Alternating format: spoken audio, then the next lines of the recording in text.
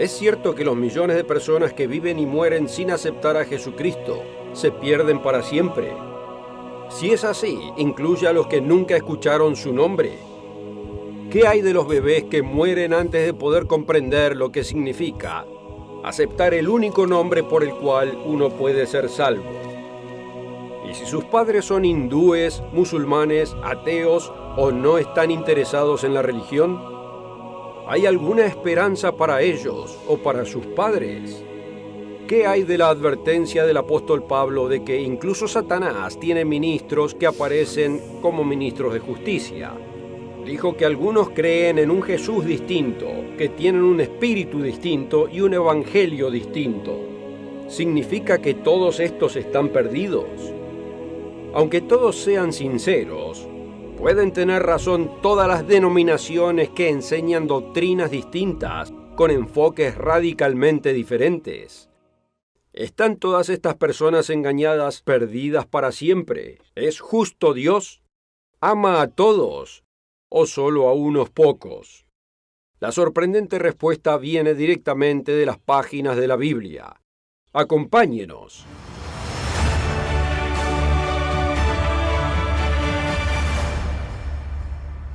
Bienvenido al mundo de mañana, donde abrimos la Biblia para responder a los interrogantes de la vida.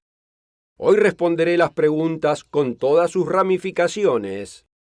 ¿Ama Dios a todo el mundo? ¿Les da a todos una oportunidad justa? ¿Están perdidos los que nunca oyeron hablar de Cristo? El apóstol Juan cita a Jesús diciendo: porque de tal manera amó Dios al mundo, que ha dado a su Hijo unigénito, para que todo aquel que en él cree no se pierda, mas tenga vida eterna. Esta probablemente sea la escritura más citada de toda la Biblia. Pero ¿cuántos la entienden? ¿Cuántos entienden que Jesús estaba diciendo que su Padre ama no solo a unos pocos, sino a todo el mundo? Y continuó diciendo: porque no envió Dios a su Hijo al mundo para condenar al mundo, sino para que el mundo sea salvo por él. No se está refiriendo al planeta Tierra, sino a las personas que lo habitan.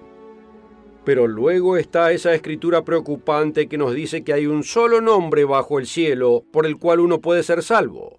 Veamos esto en Hechos capítulo 4.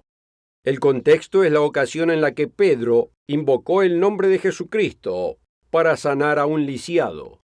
El resultado fue que Pedro y Juan fueron llevados ante el concilio. Retomamos la historia en el versículo 9.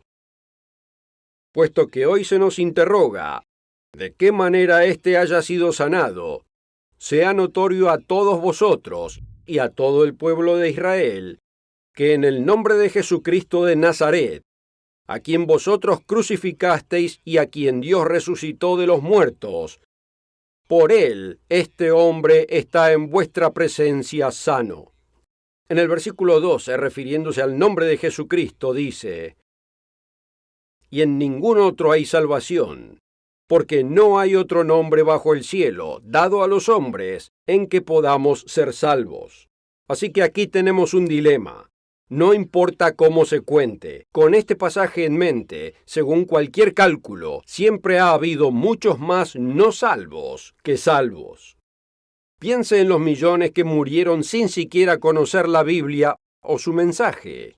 Piense en los que murieron en América del Norte o en América del Sur o en alguna isla lejana antes de la venida de Cristo. ¿No son ellos parte del mundo? ¿Están perdidos para siempre? ¿Es Dios tan débil que no puede salvar al mundo que dice que ama? ¿Es el adversario más fuerte que Dios?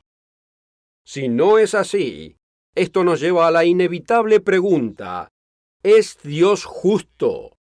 ¿Hace acepción de personas? ¿Les dará Dios a todos una genuina y justa posibilidad de tener la oportunidad de salvación? Una noche vino un reparador a nuestra casa y tuvimos una discusión sobre este tema. Él sostuvo que si alguien que estaba lejos quería saber acerca de Dios, Dios lo alcanzaría de alguna manera. Eso no solo era ilógico, sino contrario a las Escrituras. Note lo que el apóstol Pablo nos dice en Romanos 10, versículos 13 y 14.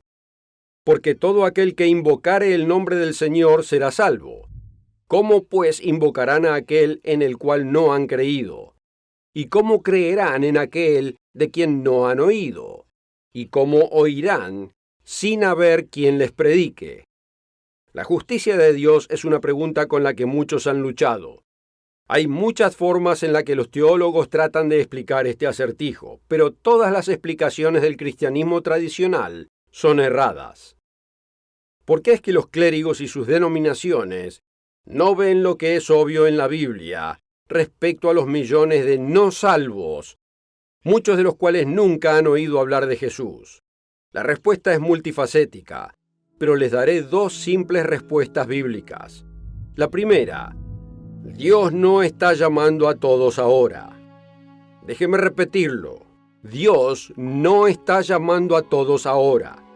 Sé que eso no es lo que a la mayoría se le ha enseñado, pero esta verdad está ahí en la Biblia. Quizás le sorprenda, pero Jesús claramente dice que solo algunos escogidos pueden venir a Él en este momento. Léalo por sí mismo. Y si no tiene una Biblia a mano, anote estos versículos y luego compruébelo usted mismo. Como siempre decimos aquí en El Mundo de Mañana, no nos crea solo porque lo decimos, créalo porque lo lee en su propia Biblia. Aquí está en Juan 6:44. Ninguno puede venir a mí si el Padre que me envió no le trajere, y yo le resucitaré en el día postrero. Sabemos que un principio bíblico es realmente importante cuando se repite, y es exactamente lo que vemos aquí. Jesús repite esta asombrosa verdad en el versículo 65, y dijo: Por eso os he dicho que ninguno puede venir a mí, si no le fuere dado del Padre. Esta no es toda la historia, ya que hay numerosos pasajes que nos dicen lo mismo. Por ejemplo, mucha gente sabe que Jesús habló mucho en parábolas, pero ¿cuántos entienden por qué? ¿Cuál fue el propósito de sus parábolas? Mi maestro de escuela dominical pensó que era para aclarar el significado a un grupo de pastores y pescadores. ¿Pero es eso correcto? ¿Podemos saberlo? La respuesta es sí, podemos, porque los discípulos de Cristo le hicieron la misma pregunta. ¿Le creeremos a Jesús? Mateo capítulo 13, comenzando en el versículo 10. Entonces, acercándose los discípulos, le dijeron: ¿Por qué les hablas por parábolas? Ahí está la pregunta. ¿Cuál fue la respuesta? Aquí está directamente de la boca de Jesús. Él respondiendo les dijo: Porque a vosotros os es dado saber los misterios del reino de los cielos, mas a ellos no les es dado. Marcos también relata el mismo incidente y agrega algunos detalles más, así que vamos a retomarlo en Marcos capítulo 4, comenzando en el versículo 10.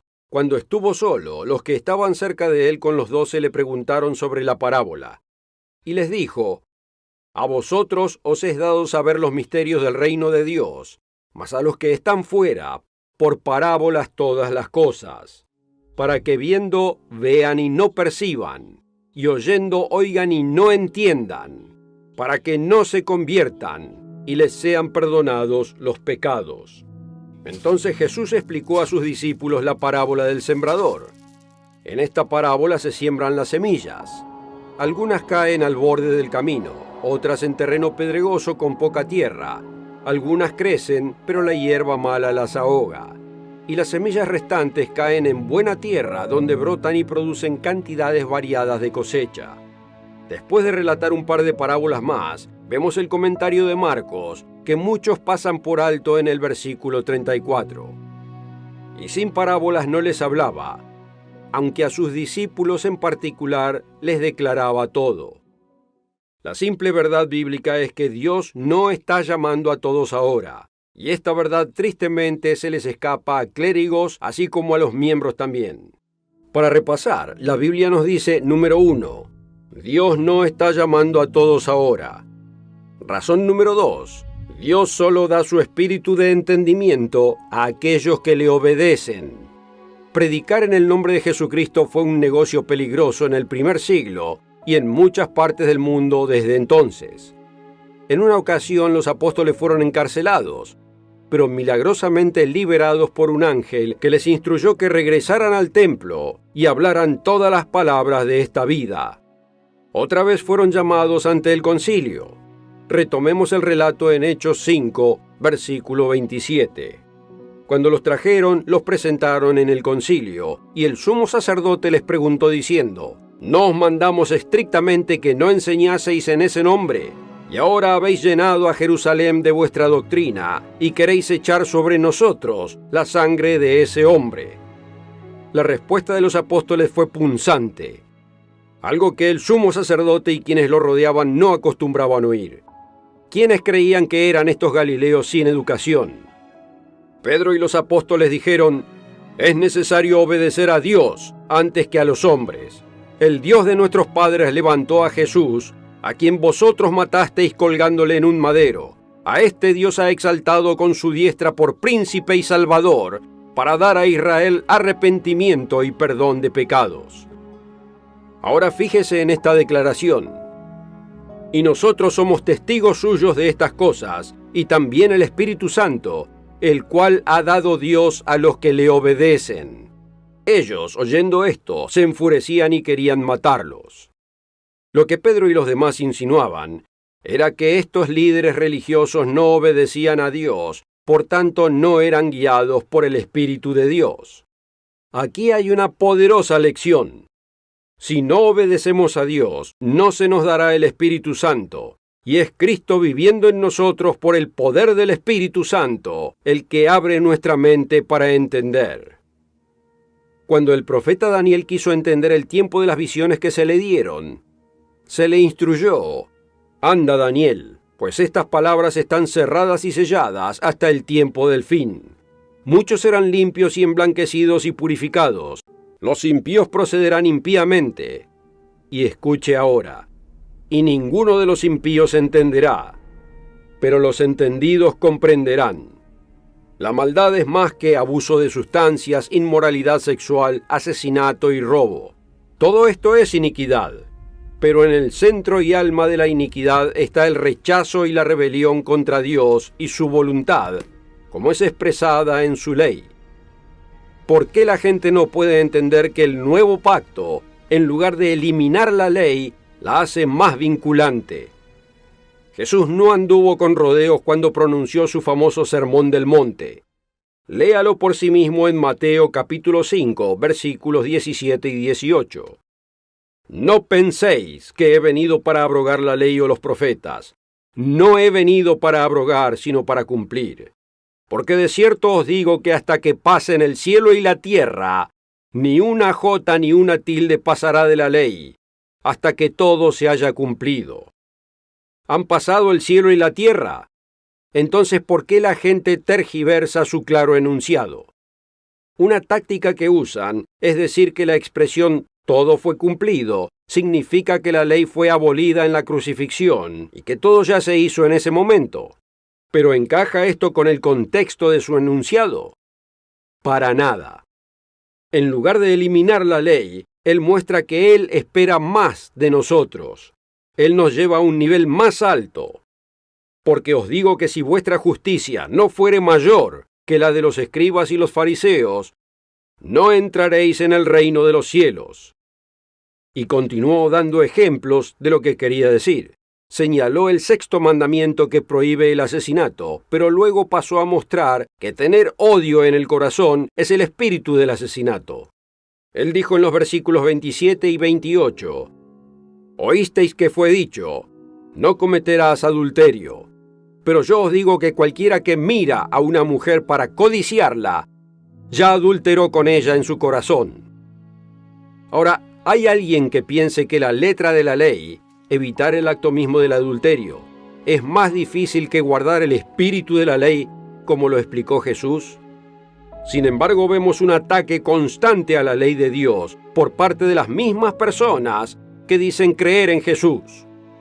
Él reprendió a la gente de su época, como vemos en Lucas 6:46. «¿Por qué me llamáis Señor, Señor, y no hacéis lo que yo digo?» La Biblia es muy clara sobre el tema. En lugar de eliminar la ley de Dios, Jesús la hizo más vinculante. y por el poder de su Espíritu la convierte en parte de nuestra senda de vida.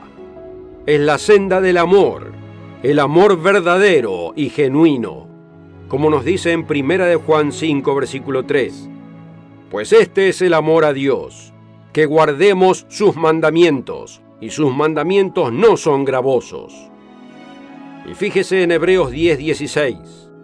Este es el pacto que haré con ellos después de aquellos días, dice el Señor. Pondré mis leyes en sus corazones y en sus mentes las escribiré. Repasemos el segundo punto otra vez. Dios solo da su espíritu de entendimiento a aquellos que le obedecen. ¿Por qué es esto tan importante para entender el amor de Dios por toda la humanidad? Explica por qué tantos no entienden la justicia de Dios y la esperanza que ofrece para los millones que parecen estar perdidos hoy. El plan maestro de Dios se revela en las páginas de la Biblia. Lamentablemente, las tradiciones han suplantado los estatutos de Dios que revelan un plan maestro que da esperanza a millones que nunca oyeron el nombre de Jesucristo, a los que murieron muy jóvenes para aceptar la salvación y a los que simplemente fueron engañados. Vemos en la Biblia ciertos días santos y festividades que Jesús, sus apóstoles y otros observaban. La historia también confirma que la iglesia cristiana del primer siglo mantuvo estos días, diferentes de las tradicionales festividades cristianas populares de hoy. Los días que Jesús guardó fueron desechados y apenas se conocen hoy, aunque están en las páginas de la Biblia. Aquí hay una lista junto con algunas de las numerosas referencias del Nuevo Testamento. La Pascua, la fiesta de panes sin levadura, Pentecostés, la fiesta de trompetas, día de expiación, la fiesta de tabernáculos y último gran día. Fíjese que hay más citas del Nuevo Testamento de estos días de las que mostramos aquí. Como comparación, enumeremos todas las citas bíblicas donde se encuentran los días festivos populares de hoy. Cuaresma, Semana Santa, Halloween, Navidad. ¿Alguien ve el problema? Easter, el nombre de la diosa pagana Ishtar, encontrado en Hechos 12, versículo 4 en la versión King James, se reconoce como una traducción terrible de la palabra traducida correctamente como Pascua. La nueva versión King James y las demás traducciones la traducen legítimamente como Pascua. La Pascua representa el sacrificio de Cristo como paga por nuestros pecados. Siguen los días de los panes sin levadura y nos muestran cuál debe ser nuestra respuesta a ese sacrificio. Vea 1 Corintios 5, versículos 7 y 8. Limpiaos pues de la vieja levadura para que seáis nueva masa, sin levadura como sois. Porque nuestra Pascua, que es Cristo, ya fue sacrificada por nosotros. Así que celebremos la fiesta, no con la vieja levadura ni con la levadura de malicia y de maldad, sino con panes sin levadura, de sinceridad y de verdad. Luego sigue Pentecostés y nos recuerda que Cristo debe vivir en nosotros, poniendo la ley de Dios en nuestra mente y corazón. Sigue la fiesta de trompetas en Levítico 23. El significado del Nuevo Testamento se discierne al escudriñar las Escrituras que se refieren al toque de trompetas.